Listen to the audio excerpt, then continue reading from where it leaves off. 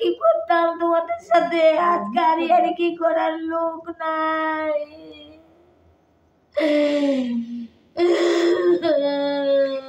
তো তোমার মেয়ে কি সত্যি চিকিৎসার অভাবে মানে চেষ্টার অভাবে মারা গেল?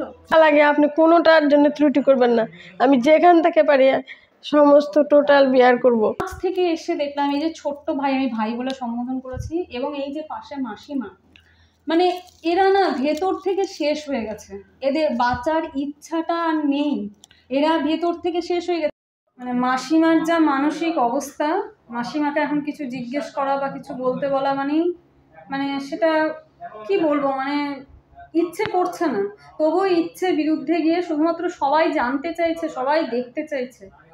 সেই জন্যই আমি মাসিমাকে একটা কথাই বলবো, দর্শক বন্ধুদের উদ্দেশ্যে তুমি একটু বলো, সবাই হাঁ করে আছে তোমার মুখের দিকে তাকিয়ে, যে তুমি কেমন আছো, কোথায় আছো, তোমার এখন অবস্থা কি?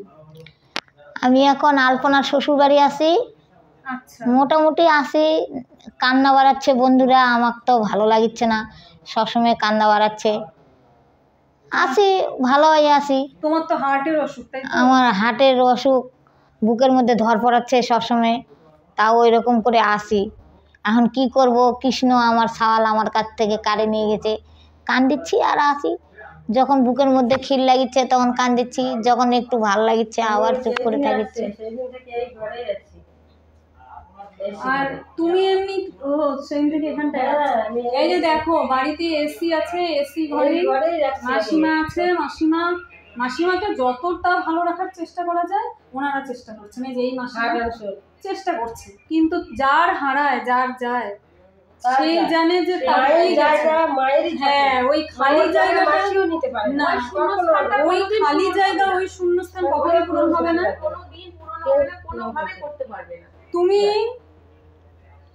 মায়ের মতনই হয়। তুমি ডাক্তার দেখাবা।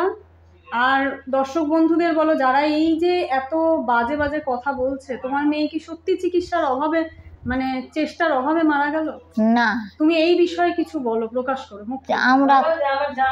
আমরা চেষ্টা করেছি, আমার জামাই চেষ্টা করেছে, মাসিমার পাশে বসো। আমরা তো অ্যাপেলো হসপিটাল নিয়ে গেছিলাম। আচ্ছা, আমাদের কপালে নাই, কৃষ্ণ আমার সাওয়াল ঘুরে দেয়নি। আমার তোমার ছেলে চিকিৎসায় কোনো ত্রুটি বা কোনো রকম কোনো গাফিলতি কোনো কিছু করেছে তোমার না, ছেলের তরফ থেকে? করেননি। তাহলে যারা এই যে ভুল অপপ্রচার যারা মানে এই সমস্ত করছে, এটা পুরোপুরি একটা fake। আমার ছেলে যে করছে সেটা একমাত্র অনাদি গোবিন্দ ছাড়া আর কেউ জানে না। আমি আমার একটা ভিডিওতে বলেছিলাম কিন্তু যে কোথায় পাগলের মতো নিয়ে গেলে ভালো হবে। মাসিমা, তুমি সবার কাছে একটা অনুরোধ রাখো যে এই ভালো হবে, এই ভুল, এই যে ছেলেটার, এই যে তোমার তো এখন এটাই সন্তান, এটাই ছেলে, এর সম্বন্ধে এই ভুল অপপ্রচারটা মানুষ যেন বন্ধ করেছে, এটা যেন এটাই অনুরোধ করে জানান। তোমরা অনুরোধ, আমার ছেলের প্রতি ভুল ধারণাটা তোমরা নিয়ে রাখো না, মানুষকে চেনো বোঝো, তারপরে তোমরা সবাই ভুল বলো হয় না। না, নিজের কাছে বললে এটা বড় আলী হয়, কিন্তু আমরা গর্বের সহকারে বলিনি।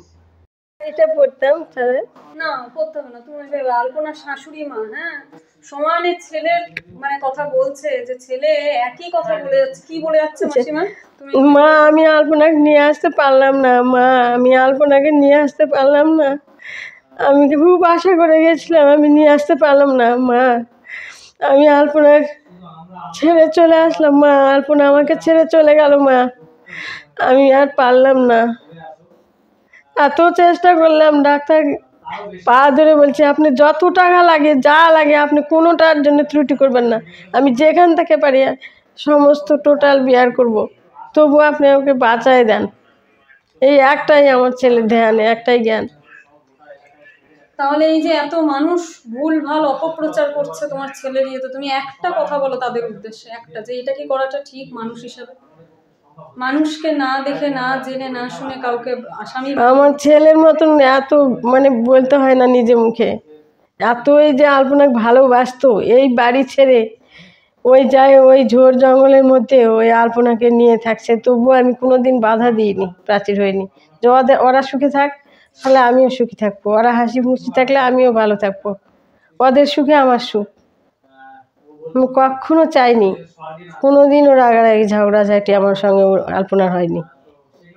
সবাই এখন আমরা একটাই প্রার্থনা করতে পারি যে আলপনার ইচ্ছা ছিল গোলক ধাম বৈকুণ্ঠ ধাম প্রাপ্তি, ও যেন শ্রীকৃষ্ণের চরণে ঠাঁই পায়। এইটাই। এটাই সবাই দর্শক বন্ধুরা সবাই এটা প্রার্থনা করে।